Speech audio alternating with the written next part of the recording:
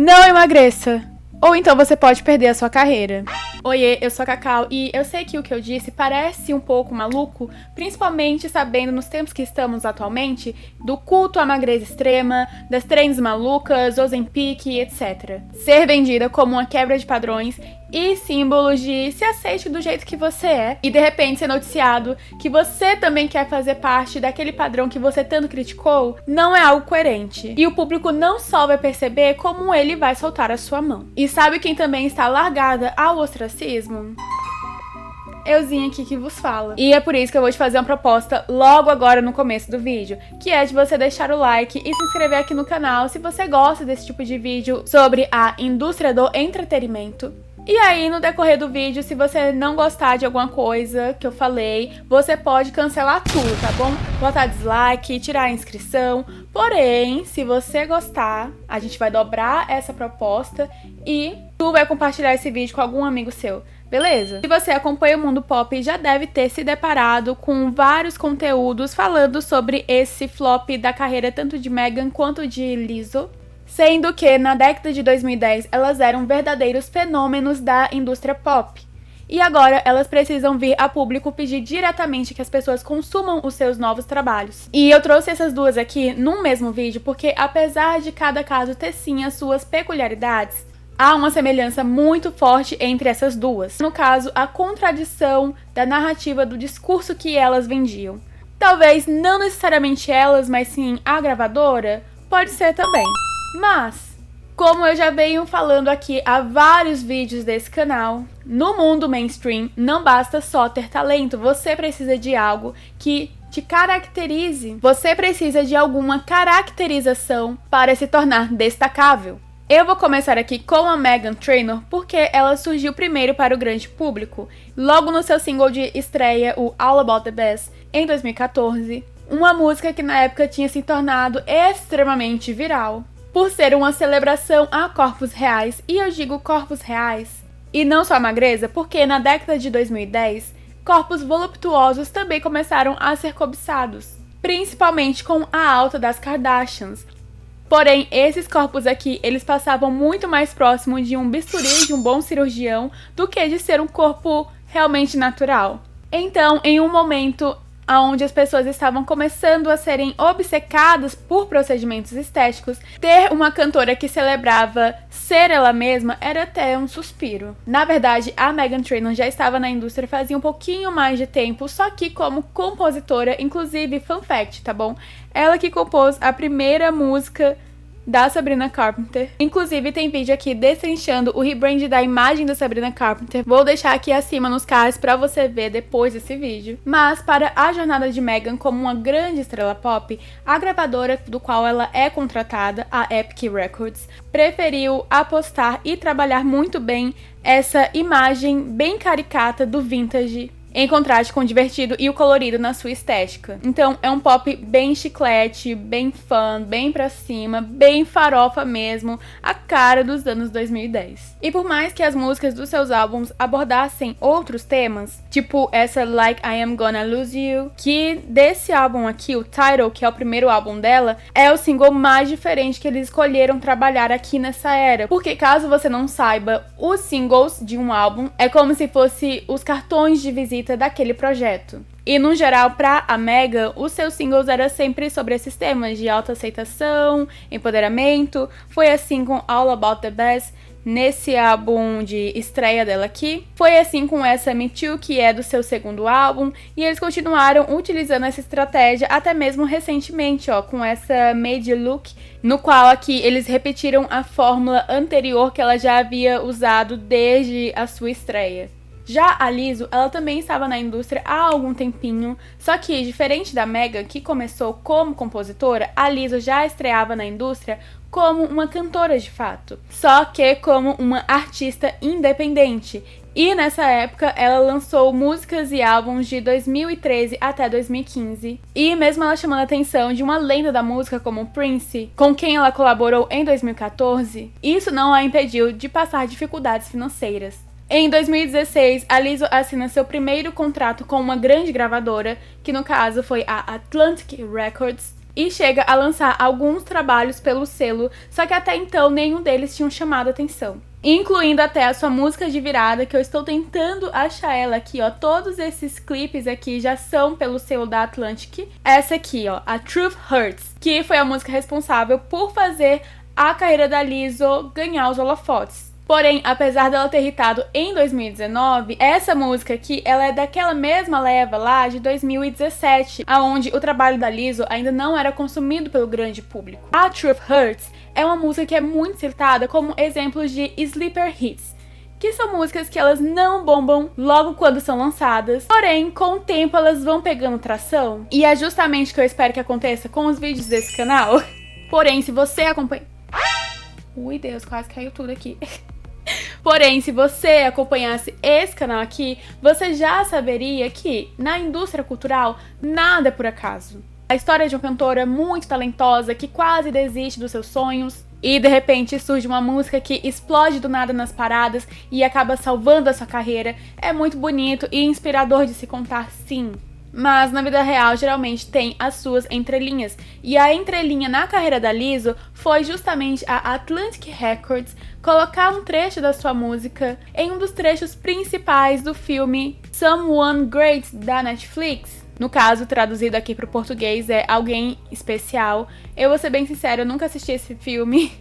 Mas se você assistiu, pode deixar aqui abaixo nos comentários. Pode fazer um review nos comentários, que eu vou adorar saber, tá? Sua indicação. Porém, esse filme teve uma boa aceitação quando foi lançado, e foi nele que as pessoas conheceram o primeiro grande hit da carreira da Lizzo, justamente a Truth Hurts, que eu já falei aqui. E o que eu quero que você entenda é que, se a Lizzo ainda fosse uma artista independente, seria muito difícil ela sozinha conseguir negociar com uma das maiores empresas do entretenimento mundial. Mas para a gravadora que já tinha pago por ela, investido nos seus projetos, a Atlantic Records precisava lucrar minimamente de volta, seja produzindo uma grande era ou apenas liberando as suas músicas para reprodução em outros veículos de mídia. O grande período de glória da Lizzo foi de 2019 até 2022, inclusive essa About Damn Time, é quase um trava-língua falar essa aqui. Foi muito reproduzida ali na época da pandemia. Eu olho para essa capa aqui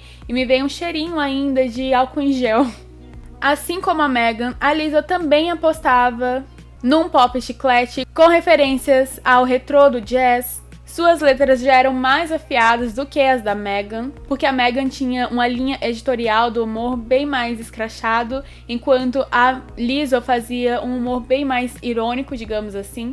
E seguinte, eu não vou me aprofundar muito sobre o que eu vou falar agora, neste momento, porque eu não estudei ou analisei a profundo isso, mas chega até a ser curioso o fato das duas grandes estrelas da música pop, fora do padrão na indústria, terem sido atreladas a essa característica de, além de serem gordinhas, elas serem também engraçadas. Porque, caso você não saiba, tem sim aquele estereótipo dentro do entretenimento do gordo engraçado. Só que eu já disse que eu não estudei muito a fundo sobre isso, então eu não posso trazer aqui pra vocês como uma certeza, beleza? Porém, o que não dá pra negar é que as gravadoras de ambas viram uma grande oportunidade de despontarem um produto novo no mercado, e não porque eles são bonzinhos e queriam um mundo melhor onde as pessoas não julgassem mais por aparências. E eles de fato queriam quebrar padrões com essas mulheres e assim vivermos num mundo lindo sem julgamentos. Pelo amor de Deus, né? Não! A razão por trás de tudo isso foi apenas uma, a conveniência. No miolinho ali da década de 2010, o movimento body positive e da autoaceitação crescia cada vez mais, principalmente dentro da internet. Aqui no Brasil ficou muito conhecido como a geração fora Temer, geração quebrando tabu. Eu tava nessa época, viu? Eu era adolescente nessa época, essa aqui não sou eu, tá bom? Mas eu era jovenzinha nessa época e assim, eu tava marcando presença em toda essa movimentação que tava acontecendo aqui, beleza? Eu estava assim, com a minha militância 100% on nesse período. Então, para as grandes gravadoras e grandes corporações da indústria musical terem no seu catálogo personas que conversavam diretamente com esse público, vinha muito a calhar. Pois assim acabou preenchendo uma lacuna que havia no mercado. Inclusive, posteriormente, até a própria Lizzo veio a público falar sobre essa comercialização da autoestima numa entrevista que ela deu pra Vogue americana lá em 2020. Uma década já se passou da época quebrando o tabu. E assim, eu não preciso nem me aprofundar muito em dizer que os discursos hoje em dia estão completamente mudados. Ao contrário do que eu imaginava, as gerações atuais estão cada vez mais conservadoras. Parece que elas não querem mais desconstruir nada. Pelo contrário, parece até que elas querem mesmo construir tudo aquilo de volta. Logo, essa linda mensagem de se aceite como você é, ela ainda existe, tá? Mas não é tão lucrativa mais. Apesar de Megan e Lizzo serem artistas multifacetadas, afinal, elas cantam, compõem, dançam. As suas respectivas gravadoras não investiram nelas para além do discurso.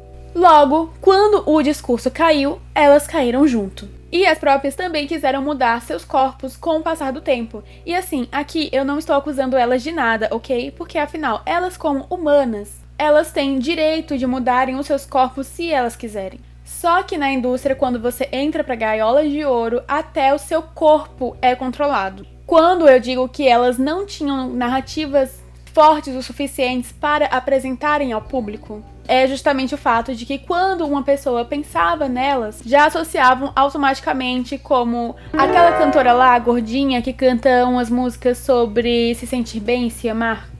Inclusive, quando eu joguei o nome aqui da Lizzo no Google, a segunda pesquisa relacionada sobre ela é justamente sobre o seu peso. As fórmulas da indústria, com o tempo, se tornam cansativas, e é por isso que os artistas sempre se reinventam, porque eles precisam. Só que elas, ao se reinventarem, tentando se distanciarem das características associadas a elas não estavam somente com o desafio de expandirem o seu alcance para um novo público. Também, consequentemente, acabaram deixando um gosto amargo de traição no seu público fiel. Em uma das suas eras mais recentes, a Meghan Trainor foi até acusada de plagiar a estética da Sabrina Carpenter. Mas, diferente de Meghan, a baixinha loirinha tem a sua narrativa para além da estética vintage. Ela trouxe tendências, sensualidade, dá pra citar várias coisas que remetem a Sabrina do que só um único pilar. E eu novamente fazendo um jabá pra mim mesma aqui, clica nesse vídeo que você vai saber quais são eles.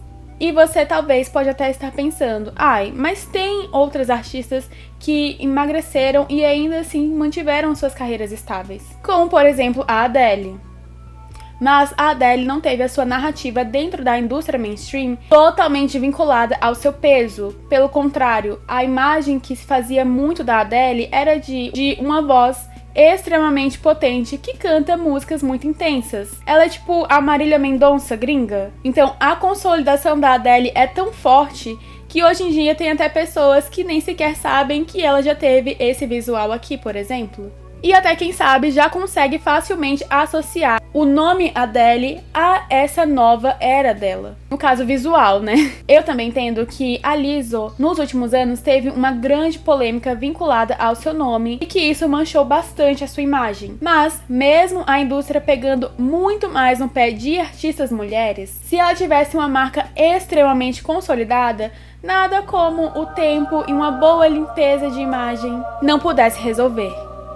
Eu não gosto de bater o martelo que a carreira de alguém está definitivamente acabada. Afinal, nunca se sabe, às vezes as pessoas têm um grande viral e as gravadoras acabam aproveitando e investindo bastante nisso. Porém, é muito sobre isso, sabe? As gravadoras têm que quererem fazer alguma coisa para a carreira delas. Eu genuinamente acho que tanto a Republic Records quanto a Atlantic Records conseguem sim recalcular a rota dessas duas aqui. Afinal, elas têm de fato talento para conseguirem se reinventarem.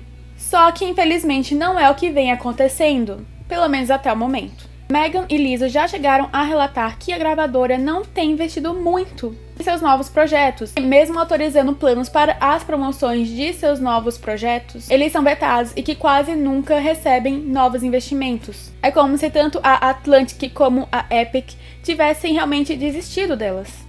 Ou até preferissem investir somente em artistas mais jovens. Afinal, ambas já estão na casa dos 30 anos. E infelizmente temos sim que colocar o etarismo para a conta de se ter uma carreira dentro da indústria. E agora só resta mesmo esperar sobre o que vai ser dessas duas ex-fenômenos da indústria pop. E aí, quais são as suas apostas? Comente aqui abaixo porque eu genuinamente gostaria muito de saber a sua opinião.